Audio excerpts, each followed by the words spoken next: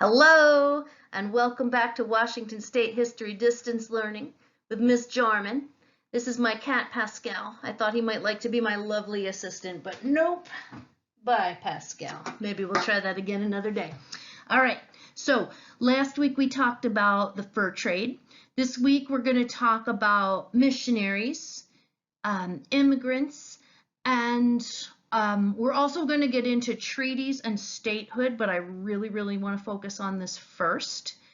We've got more content this week, but it should be pretty easy to take in. It's videos, it's video lessons, and then it's us just kind of talking and writing about the videos and the video lessons. Come on, Pascal. Say hello to the nice people. He's like, what are you? Yeah, I know. I'm a crazy cat lady. You've got a crazy cat lady for a teacher.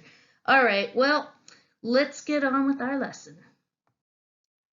All right, now before we get into the lesson, I want to review land-based values versus Judeo-Christian values, because this is going to become very important as white people with Judeo-Christian values start to find their way into Northwest tribal land, and the two groups start to live with each other.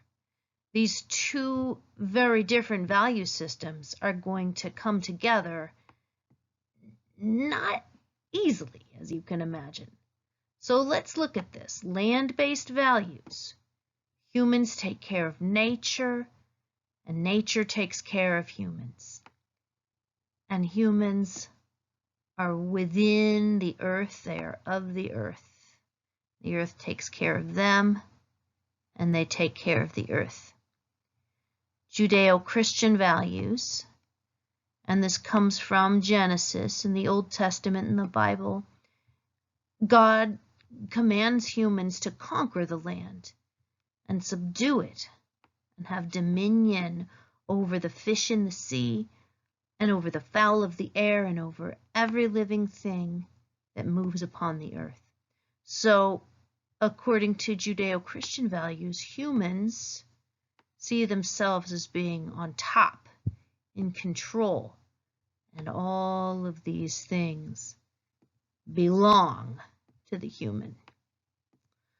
Now, I'm not saying that one is better and one is worse. I think there's value in each of them. However, with these two cultures coming into contact with each other and having to live together for the first time, as you can imagine, this is going to cause some conflict. And we're going to see how that plays out in this week's lesson. So last week we talked about the fur trade. We talked about the maritime fur trade, which was people coming in ships from Europe to trade with the natives for sea otter pelts so that they could go back and sell them for lots and lots of money. Well, I wish I hadn't just done that, but oh well. So then about 100 years later, you've got the mountain men. They were trapping their own critters. They were mostly after beaver, and they were coming up from the east coast, making their way into the plateau region. So both of these fur trades brought good things and bad things to the native people. They brought wealth from the trade. They introduced them to new techniques and new materials and new technologies. But they also introduced them to new diseases. And what we really need to understand about disease is that because it was new to the native people and they had never ever been exposed to these diseases before, the diseases were much harder on their bodies than they were on the white people's bodies. And this is going to become very important in today's lesson. So yeah, good things, wealth, bad things, disease. And then after a while, both of these traders, the land-based and the maritime traders, started to settle in the region. And then instead of just hunting, trading, and leaving, they were building forts and trading posts and using wood and fish and other things besides fur. So that's where we left it last week. Washington wasn't one of the United States yet, but for better or for worse, the white people were here to stay. So what happened next? Well, we're going to need to zoom back out and look at the whole country, the whole continental United States in a new map. Here we go. And here we are. Hopefully this will look familiar to you. This is the land that will one day become Washington State. But at this time, it was just considered a territory. Folks from back east were starting to explore it. You've probably heard of Lewis and Clark, the two famous explorers who led an expedition out here. And let's move on to the next slide, actually. So we've got a couple of different groups of people in play here. First of all, we have, the Native American folks who've lived here since time immemorial in their traditional ways. Then we've got these mountain men, these fur trappers coming this way, trapping all those beaver. Here they come. And meanwhile, back east, something kind of new is happening. We call it the Second Great Awakening. And what it was that Christianity, being a Christian, was becoming very, very, very popular. And they were kind of adding more bling to it. It wasn't enough to just have your own soul saved anymore. Once you were saved, the expectation was that you as a Christian then had to go and convert a bunch of other people to Christianity too. And it was a very, very big movement. As such, some of these people who felt that they had to convert other people to Christianity decided they were going to travel out west and find Native Americans who had their own religions and their own spiritual beliefs and convert them to Christianity. Now, these folks believed that the Native Americans wanted them there, and they weren't completely wrong about that. This is where disease comes back in. Remember how I said that these diseases that were new were killing so many Native American people. So when the Native American people saw that white people were not dying of the diseases, some of them thought, well, maybe they know something we don't. Maybe they can help us. And some of them even thought, maybe the white people aren't dying from these diseases because they're Christian. Maybe we should be Christian too, and then we won't die of these diseases. Now, I got to tell you, not everybody believed that. But enough people believed that it really made these white people think, okay, they want us, they want our help. Here we come to help you. How helpful they actually were?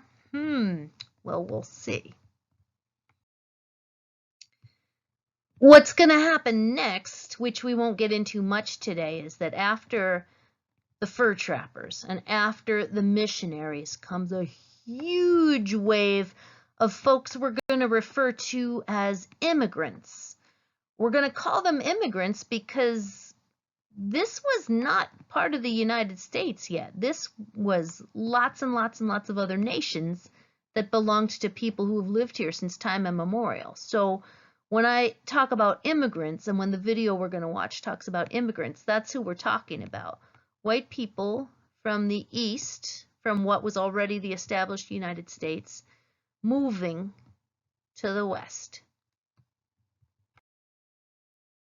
But what we're mostly going to focus on in this part of the lesson are the missionaries, and two missionaries in particular, and their names are Marcus and Narcissa Whitman. Now, you may have heard of Marcus Whitman because we have a middle school named after Marcus Whitman right here in Seattle. Whitman Middle School is named after this guy. We're going to learn about him today, and then we're going to think about, should we really have a middle school named after this guy? We're going to learn, and then I'm going to ask you what you think about that.